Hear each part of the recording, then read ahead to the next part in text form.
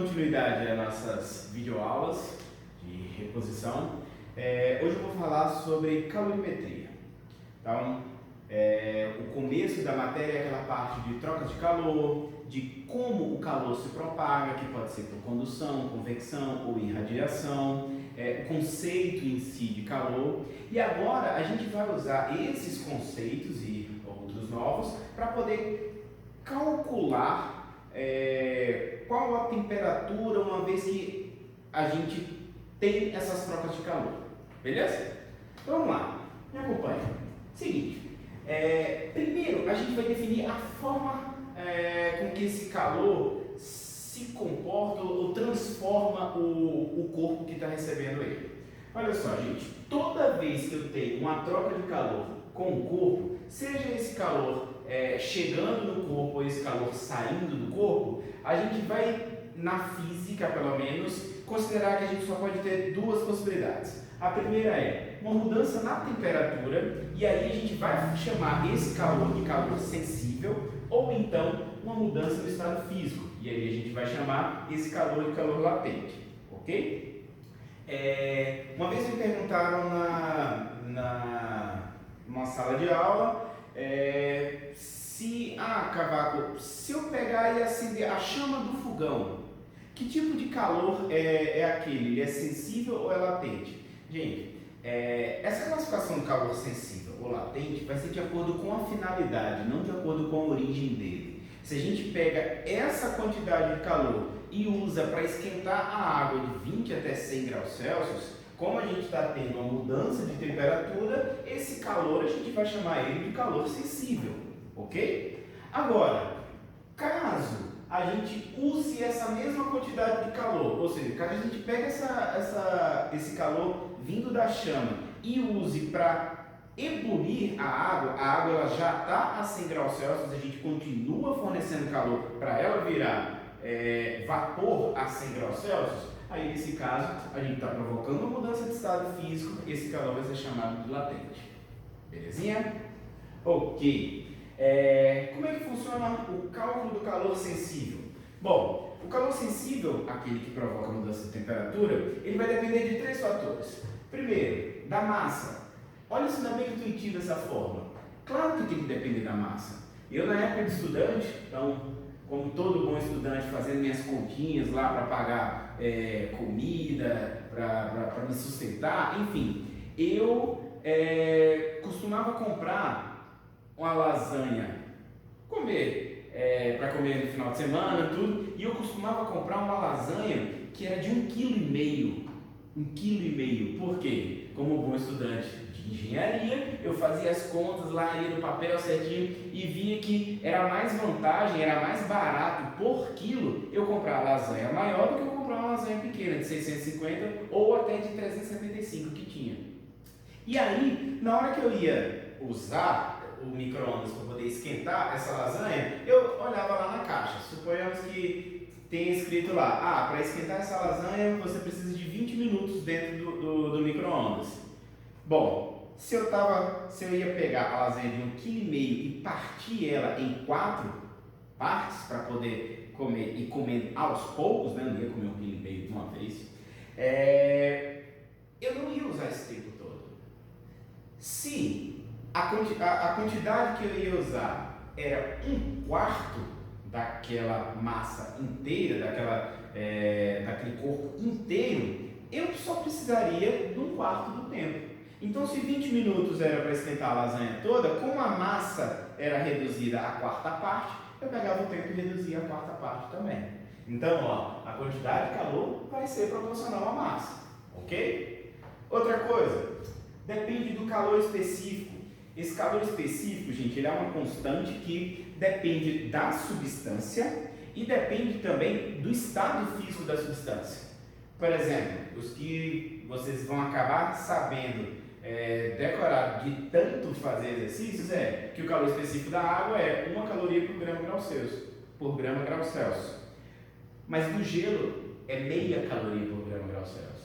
Então, depende da substância, a substância é H2O do mesmo jeito, mas vai depender também do estado físico. Ela no estado líquido tem um calor específico, no estado sólido tem outro calor específico. Ok?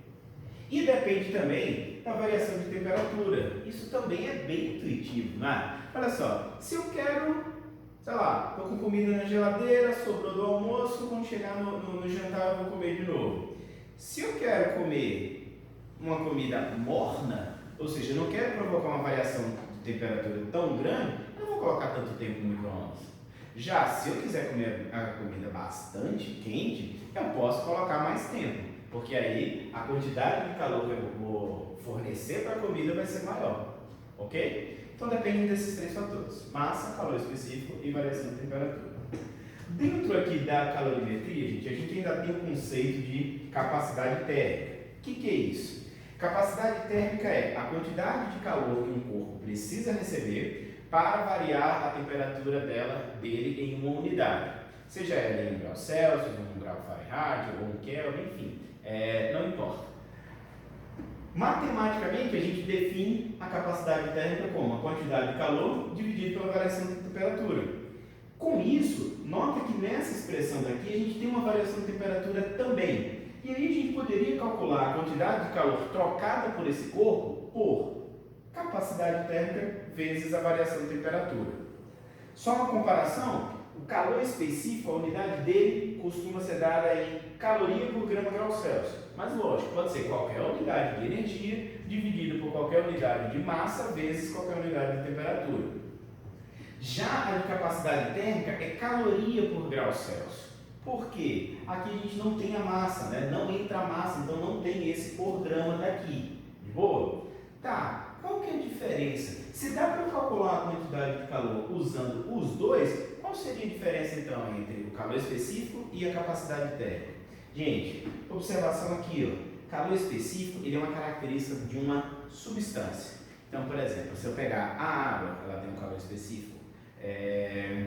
O ferro, ele tem um calor específico. O alumínio, ele tem um calor específico. Agora, se eu pego um objeto, por exemplo, esse pincel, que ele é feito de vários materiais diferentes, eu não posso falar no calor específico desse pincel. Eu tenho que usar o conceito de capacidade térmica. É como se a capacidade térmica ela já trabalhasse com uma média aqui desse corpo. É muito semelhante aos conceitos de massa específica e densidade. Massa específica é uma característica da substância. Como o próprio nome diz, é específico. Isso pode vir até tabelado. Agora, densidade é uma característica do objeto. Você pode ter um objeto feito de vários materiais diferentes e acaba tendo uma densidade diferente de cada um deles. E é o que vai acontecer. Ok? Da mesma forma aqui. Capacidade térmica é uma característica do objeto. Ele pode ser feito por várias substâncias. Então, isso não vai dar a ele um calor específico próprio. Ok? Bom, continuando. Tem ainda o conceito de sistema físico isolado. O que é isso? Se vocês lembrarem lá da química, vamos aproveitar para revisar, todo sistema ele pode ser classificado de três formas. Ou ele é um sistema aberto, ou ele é um sistema fechado, ou um sistema isolado. O sistema aberto ele é capaz de trocar matéria e energia com o meio externo a ele. O sistema fechado ele não consegue trocar matéria, ele é fechado, mas ele consegue trocar energia. E o sistema isolado, ele não troca nem matéria, nem energia com o meio externo, ok? Então, ó, sistema físico isolado não há troca de calor ou de matéria com o meio externo. E aí, a equação que a gente vai usar é, em todo sistema físico isolado, vale a relação que a soma de todas as quantidades de calor cedido mais a soma de todas as quantidades de calor recebido é igual a zero, ok? Por que isso? Olha só, as trocas de calor, elas ocorrem simplesmente entre os componentes do sistema. Então não tem como aquilo sair. Pensa, é bom nesses casos sempre fazer uma analogia com dinheiro. Imagina que você tem duas pessoas, estão dentro de uma sala, essa sala é fechada, logo não tem como sair nem entrar dinheiro nessa sala. Se essas pessoas estão jogando pôquer, são duas pessoas apenas.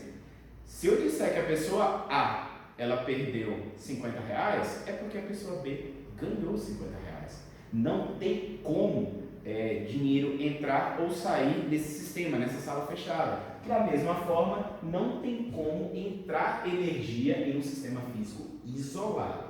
não só fechado, tá? Sistema físico isolado. E aí, na prática, o que seria esse sistema físico isolado? Bom, o que a gente tem que é bem próximo do sistema físico isolado é um calorímetro.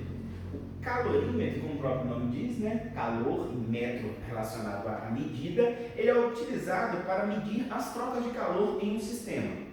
E aí, ele vai ser um recipiente que funciona como sistema isolado, de capacidade térmica desprezível. Por quê? Porque se ele tiver uma capacidade térmica alta, ele vai participar das trocas de calor, ele vai influenciar nas trocas de calor. Então a gente não vai ter mais as trocas de calor só entre os componentes do sistema, ele vai fazer parte do sistema. E munido de um termômetro. Por quê? Porque é por meio desse termômetro que a gente vai medir essas trocas de calor, sabendo a temperatura final do nosso sistema. Você tem um corpo A que está na temperatura inicial, corpo B numa outra temperatura inicial, você junta os dois dentro do calorímetro e mede qual a temperatura final. Com isso dá para a gente ter ideia das trocas de calor entre A e B, ok? Aqui eu fiz um esquema mais ou menos de como seria o calorímetro. Olha só, seria um recipiente que ele pode ser, por exemplo, de isopor, porque isopor é isolante térmico, então isso contribuiria para ele ser um sistema físico isolado. Isso aqui que eu desenhei em verde é o nosso termômetro, e aqui ó, eu coloquei, por exemplo, uma partezinha vermelha. O que está representando essa parte vermelha? Uma forma da gente ter esse calorímetro com uma capacidade térmica desprezível seria a gente colocar aqui, ó, forrar a parte interna do isopor com uma fina chapa de alumínio, por exemplo. E aí, para que essa fina chapa de alumínio? Ó, os metais eles costumam ter calor específico baixo. Se a gente olhar aqui, ó, um calor específico baixo vai me dizer que a troca de calor vai ser pouca. Ou seja, esse alumínio ele não vai participar das trocas de calor ou a participação dele vai ser desprezível.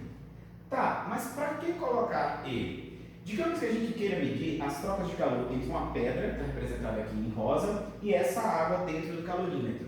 Gente, se eu colocar uma pedra quente aqui, ela vai trocar calor mais fácil por quem está em contato com ela. Então, com a água nas proximidades dela. Uma maneira da gente uniformizar as trocas de calor é colocando esse recipiente, esse revestimento interno de alumínio. Por quê? Porque o alumínio ele é bom, como ele é metal, ele é bom condutor de calor. E aí a pedra toca no alumínio e esse calor ele vai se propagar, ele vai passar para a água, mas de uma maneira mais uniforme. Ele não vai trocar calor, a pedra não vai trocar calor com a água só por essa parte onde ela está em contato. De boa? Tranquilo, né? E por último, a parte de calor latente. Bom, como eu falei, calor sensível, mudança de temperatura. Calor latente, mudança de estado. Jim, como aqui não tem mudança de temperatura, não faz sentido aparecer uma variação de θ aqui, né? Uma variação da temperatura.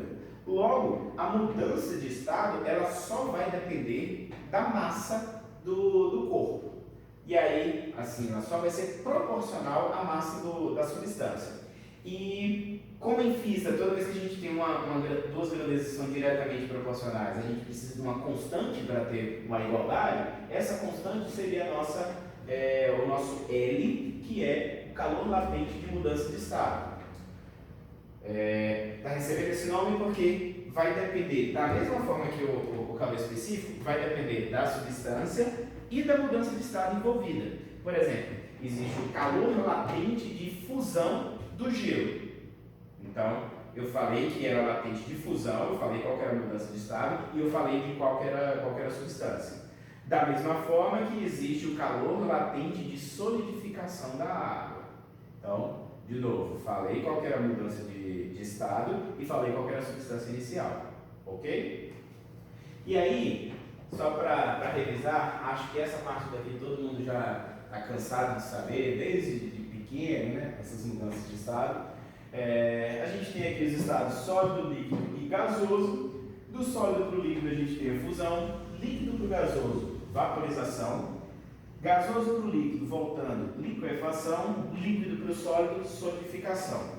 Aqui, ó, é possível que uma substância ela saia do estado sólido para o estado gasoso direto, sem passar pelo estado líquido. Esse processo é chamado de sublimação. Notem que a seta está bidirecional, está tanto nesse sentido quanto nesse sentido aqui. Por quê? Alguns autores chamam de sublimação tanto a ida quanto a volta. Outros preferem chamar a volta de ressublimação. Eu tenho visto mais comumente isso daqui, sublimação às duas, tanto a ida quanto a volta. Ok? Bom, a partir de agora a gente vai detalhar um pouco mais cada uma dessas mudanças de estado. Eu vou começar com a fusão e solidificação, que é mais fácil. Só tem um detalhe que é a água se comporta de uma forma diferente da maioria das substâncias. Mas isso vai ser para o próximo quadro. Por aqui, o que a gente vai ver? Duas observações. Se a pressão ela for constante, a fusão e a solidificação elas ocorrem a temperatura constante. Ok? Por isso que a gente tem essas duas coisas que formam conjuntos disjuntos, ou seja, separados. Não tem como a gente ter uma mudança de temperatura e no estado físico ao mesmo tempo. Ou ocorre uma coisa ou outra. Ok? Ou seja, se está mudando de estado a uma pressão constante, essa mudança ela vai ocorrer com temperatura constante. Não tem mudança de temperatura. E para cada pressão diferente que você fizer na substância, você vai ter uma temperatura de fusão ou solidificação diferente também. Beleza? Continuar no próximo quadro. Bom, continuando as mudanças de estado, a gente estava falando sobre a fusão ou solidificação e eu falei que aqui tem um pequeno detalhe que é sobre a água. A água ela se comporta de forma diferente da maioria das substâncias. Olha só, se a gente for traçar a curva de fusão ou solidificação, que é como a temperatura influencia, aliás, melhor, como a pressão influencia na temperatura de fusão, essa curva para as outras substâncias vai dar algo assim, ó, crescente. Por quê? Olha, isso não faz todo sentido. Se você tem aqui uma substância que está nesse ponto, ou seja, ela está aqui embaixo, então ela está no estado líquido, e eu aumento a pressão sobre essa substância, o que vai acontecer é essa substância tender a ir para o estado sólido. Por quê? Em geral, os sólidos eles são mais compactos do que os líquidos. Isso quando a gente pensa na mesma substância. Então, não sei, vou chutar aqui, alumínio. O alumínio líquido, ele tem um maior volume do que um alumínio sólido. Então, se eu pego o alumínio no estado líquido e comprimo ele, eu vou fazer com que ele passe para o estado sólido, porque eu estou favorecendo com essa compressão a diminuição do volume. E a diminuição do volume, ela ocorre para o lado de menor volume, né? Então, ela tende a ir para o estado sólido. Com a água, gente, isso é diferente. A gente sabe que a água é uma das poucas substâncias que a fase sólida dela boia na fase líquida. Isso é bem diferente. Por quê? Porque, em geral, os sólidos eles são mais compactos. Quando a gente passa do estado líquido para o sólido, a gente diminui o volume. Com a água, isso não acontece. Por conta daquele comportamento anômalo de 4 a 0 graus Celsius e por conta da solidificação. Na solidificação, ela ainda ganha um aumento nesse volume que faz com que o gelo boie na água. Então, um aumento na pressão, digamos que a gente tem aqui ó, a substância, a água do estado sólido. Se eu aumentar a pressão, eu favoreço o menor volume, sendo que o menor volume para a água é no estado líquido e não no estado sólido. Ok? Então, como a gente tem o menor volume no estado líquido, se eu aumentar a pressão, eu tenho que passar do estado sólido para o estado líquido. É por isso que essa curva ela fica decrescente. Se ela fosse crescente e eu estou no estado sólido, aumento a pressão, continuaria no estado sólido. Não mudaria para o estado líquido. Só se eu fizesse o contrário, estou no estado sólido e diminuo a pressão. Aí eu posso chegar no estado líquido. Ok? Isso, inclusive, pode ser comprovado com uma experiência bem interessante que é chamada de experiência do regelo. O que acontece? Se você pegar um bloco de gelo, por exemplo, esse bloco daqui, grandão, uma peça grande inteira de gelo, e você faz passar por cima desse bloco um aramezinho ou um fio com dois pezinhos presos nas extremidades, vocês vão perceber que, como esse fio ele está fazendo pressão em cima do gelo, a gente está passando de uma situação aqui, ó, para aqui para cima. Como eu estou aumentando a pressão, eu estou comprimindo o gelo, isso favorece a formação de água. Só que, se a gente está fazendo aparecer água embaixo do fio, o fio não vai ficar sustentado pela água. Ele vai passar, ele vai atravessar a água. À medida que ele atravessa, a pressão em cima da água normaliza. Na hora que a pressão normaliza, a gente volta para um valor mais baixo de pressão, ou seja, volta para o estado sólido. Conclusão, o fio consegue atravessar esse bloco de gelo sem quebrar, literalmente, ele. Ele vai atravessar e o bloco vai continuar inteiro. Só nesse processo de pressiona, forma líquido, atravessa o líquido volta a virar sólido. Ele continua pressionando agora pelo meio, vira líquido, o líquido atravessa o líquido, volta a virar sólido. E por aí vai, até atravessar completamente esse bloco de gelo. Ok? Continuando. Sublimação, nossa segunda transformação. Eu estou deixando a vaporização e liquefação por último, porque a gente tem mais detalhes dela. Sublimação não tem muito o que ver, ela é comum para todas as substâncias, então não tem isso de um comportamento diferente da água, e as mesmas condições, as mesmas observações que eu tinha colocado aqui para a fusão-solidificação, que é, se a pressão for constante, ela ocorre a temperatura constante, então mesma coisa, já que é uma mudança de estado, ocorre a temperatura constante. Mas está condicionado a essa pressão ser constante. E para cada pressão que a gente tem, a gente vai ter uma temperatura de sublimação diferente também. Se a gente for traçar a curva, vai ficar uma curva mais ou menos assim, crescente, tá? Não é igual à água que tem esse comportamento decrescente aqui na fusão-solidificação. Boa? Agora, terceira mudança de estado, terceiro par de mudança de estado, que é vaporização e liquefação, ele pode ocorrer de três formas, gente. A primeira delas é a evaporação, a segunda, ebulição, a terceira, calefação. Evaporação, como é que ela ocorre? Ela é um processo lento, espontâneo e pode ocorrer em qualquer temperatura. Então a gente vai lá, coloca a roupa para estender no varal, a gente não está preocupado com a temperatura externa. A gente tem fé que vai secar a roupa, ok? Porque pode estar um dia frio, e aí vai demorar mais, e pode estar um dia bem quente, com bastante vento e tal, vai demorar bem menos, vai ser bem mais rápido secar. Mas a gente sabe que vai secar porque ocorre em qualquer temperatura. E aí, eu coloquei aqui uma equação que é sobre a velocidade de evaporação. Essa equação vocês não precisam se preocupar com ela, de não vai cair neném. Não, acho pouquíssimo provável que caia. Mas ela é interessante para vocês entenderem vários aspectos da evaporação. Olha só, essa velocidade de evaporação é como se fosse uma taxa de consumo da água, ou do líquido, né? Ou seja, a velocidade com que o líquido está virando vapor. E aí, como é o líquido virando vapor, a gente expressa ela como sendo a variação da massa, ou seja, o tanto de líquido que virou vapor em massa, dividido pelo tempo. Então, toda velocidade é alguma coisa sobre tempo. Então não ia ser diferente aqui. Só que essa taxa de evaporação, ela depende de 1, 2, esses dois aqui formam o nosso terceiro, e aqui um quarto fator. Primeiro, esse K. O que é isso? Esse K ele é uma constante que vai depender da volatilidade do líquido. Então, isso explica, por exemplo, por que se a gente deixa o vidro de acetona aberto, ele evapora muito rápido. Porque a acetona ela é mais volátil, ela vai ter um maior K, ela tem uma maior, uma maior constante aí de evaporação, beleza? Maior do que o quê? Em comparação com a água, por exemplo. A água ela é um líquido que ele é mais fixo, ou seja, ele não é tão volátil quanto a acetona. Da mesma forma, depende da área. Esse A aqui é da área da superfície livre do líquido.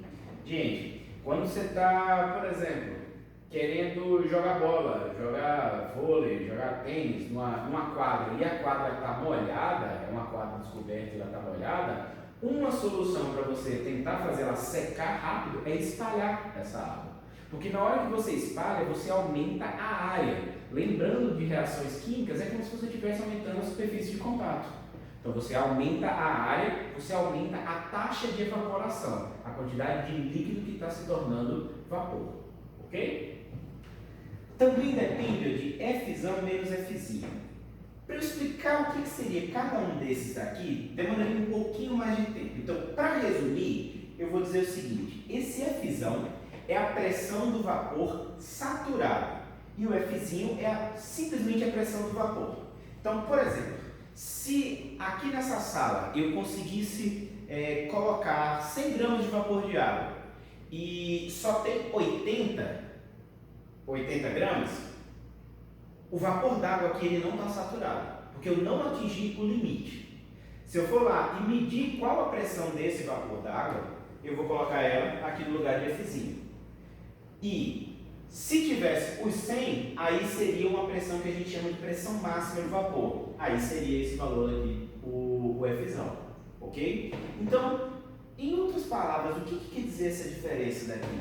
Essa diferença entre Fzão e Fzinho, ela vai ser maior quando o ar está mais seco. Ou seja, se eu tenho pouco vapor, esse vapor está fazendo pouca pressão. Então o valor de Fzinho ele é pequeno. Agora, quanto mais saturado estiver o ar, mais difícil vai ser de evaporar. Por exemplo, o pessoal fala que lá pelo norte do Brasil é uma região bastante úmida. Então eu já vi alguns alunos falando que vão para lá e eles sentem muito calor porque o corpo tem dificuldade de liberar esse calor. Qual que é uma defesa do nosso corpo para tentar liberar quando a gente está com bastante energia, que a gente quer perder calor? A gente começa a suar. Porque olha a ideia, na hora que a gente está suando, o corpo libera água, essa água ela evapora, para evaporar ela rouba calor da gente. Então, sabe quando você está na piscina, que você sai dela e pode até estar um dia bem quente, ou seja, o sol rachando, mas você ainda sente frio porque bateu um vento? É o mesmo processo, só que em vez de ser água do seu próprio corpo, ou seja, o suor, vai ser a água da piscina. O vento vai bater, vai levar algumas gotículas dessa de água, você vai acabar secando, e essa água, na hora que evapora, ela rouba calor de você, por isso você tem a sensação de frio, ok? Então, aqui, ó, essa diferença, ela está relacionada com o quão saturado está o ar. Se o ar está muito saturado, já tem muito vapor d'água, você não vai conseguir jogar mais vapor d'água nesse ambiente. Se o ar estiver pouco saturado, você vai conseguir mais, ok? Ou pelo menos a uma taxa, uma velocidade maior. Notem que ela é parecida com a equação de Fourier, que caiu ano passado no Enem, né? Que é a constante, a condutividade térmica, a área, a diferença de temperatura e aqui embaixo é a espessura ou o comprimento do material. Mas aqui, por último, ficou faltando ó, essa pressão externa, é o teste, pressão externa. Por que depende da pressão externa?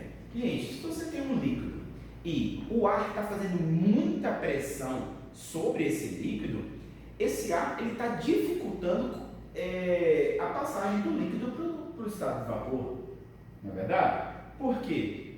Porque uma pressão maior empurra as partículas, as moléculas do líquido para baixo, ou seja, faz com que elas fiquem juntas. De boa? Ok. Aí vem a ebulição, que é o segundo processo. Esse é um processo mais rápido. Na verdade aqui, não que ele seja o mais rápido dos três, o mais rápido vai ser a calefação, mas ele é mais rápido do que a evaporação. Com formação de bolhas e as mesmas duas observações que a gente viu para a sublimação, para a fusão e solidificação. Ou seja, se a pressão for constante, ele ocorre a temperatura constante. E para cada pressão tem-se apenas uma única temperatura de ebulição. Com isso, a gente pode chegar também na curva de ebulição / liquefação. E de novo vai ser uma curva crescente. Quando a gente aumenta a pressão, a gente vai ter uma maior temperatura. Ok? Detalhe, aqui tem uma observação muito importante, olha só. O tempo de cozimento dos alimentos, ele depende somente, única e exclusivamente, brincadeira, pode depender de outras coisas, mas o que influencia mais é a temperatura da água, galera. Por que eu estou falando e enfatizando tanto isso? Porque é muito comum aparecer em questões vestibulares sobre uma pessoa falou que na hora que a água começasse a ferver, você poderia baixar o fogo, baixar a chama do fogão, que isso não ia alterar o tempo de cozimento. Verdadeiro ou falso? Verdadeiro. Por quê? Porque uma vez que a água ela entra em ebulição, ela começa a ferver, ela vai manter a temperatura constante. Gente, se a temperatura é a única coisa que influencia no tempo de cozimento, não faz diferença se a chama está alta ou se a chama está baixa. Mas Cavaco, não faz diferença nenhuma? Também não é assim. Não faz diferença no tempo de cozimento. Cuidado! Qual é o objetivo de você colocar a chama alta? Caso você esteja querendo que aqui você está fazendo alguma, por exemplo, arroz, que você precisa que a água evapore, você vai fazer o arroz, mas você quer fazer um arroz, uma comida mais sequinha, aí você pode aumentar sim a chama do fogão.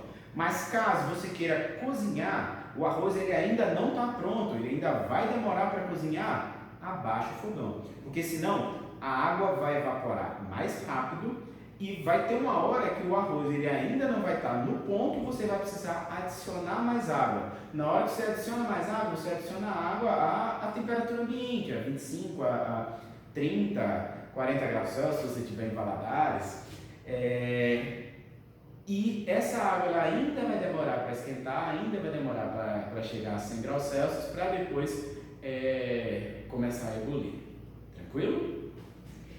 E por último, a calefação, que é um processo muito rápido, quase que instantâneo, e é o famoso tss.